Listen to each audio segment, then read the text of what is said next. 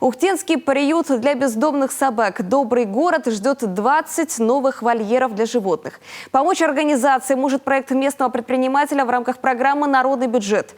Дело это очень важное, ведь в июне этого года в приюте произошел пожар. И теперь многое приходится восстанавливать. Павел Королев подробнее. Все лето в приюте кипела работа. Восстанавливали кухню после пожара. Тогда в июне чудом удалось избежать трагедии. Чуть не взорвался газовый баллон. Немало сил пришлось потратить на его переподключение, а еще на восстановление окна. Теперь все соответствует технике безопасности.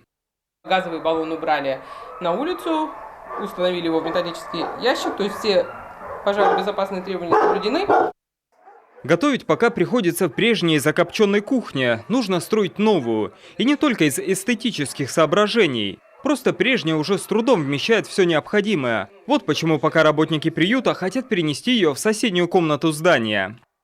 Вот это помещение у нас планируется под новую кухню.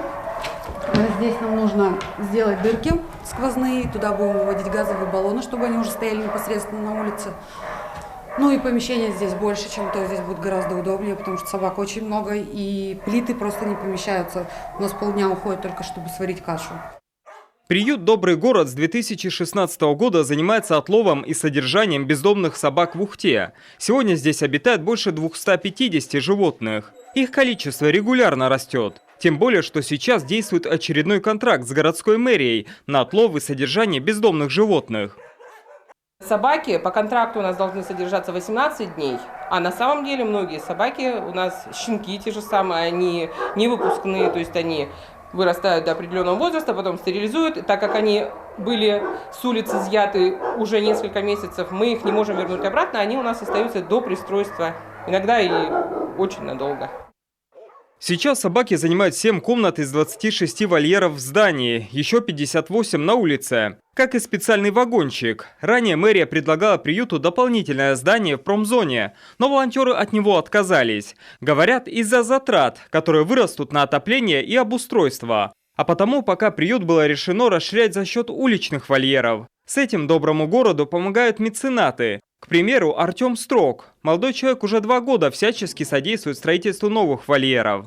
А теперь и вовсе решил попробовать привлечь народный бюджет. С этого года под него подпадают и проекты, направленные на помощь безнадзорным животным. Главное условие – обязательное софинансирование. Не менее 20% должен внести индивидуальный предприниматель. Поголовье собак в приюте очень сильно возросло. И стал острый вопрос о размещении и содержании собак согласно федеральному закону 498, если мне память не изменяет. Ну, там строгие требования к приютам. Поэтому вышел на конкурс «Народный бюджет» для строительства 20 вольеров. Один вольер исключает из городской среды 3 собаки. В случае победы проект будет реализован к концу следующего года. Все сотрудники приюта искренне верят в него и ждут этого момента с нетерпением. Ну а пока ждут посильной помощи от других неравнодушных граждан. Помочь в строительстве вольеров приюту можно не только деньгами, но и стройматериалами. Принимают все – доски, кирпич. И, конечно, здесь будут рады рабочим рукам. Павел Королев, Виктория Науменко, Павел Лагутин, телеканал Юрган, Ухта.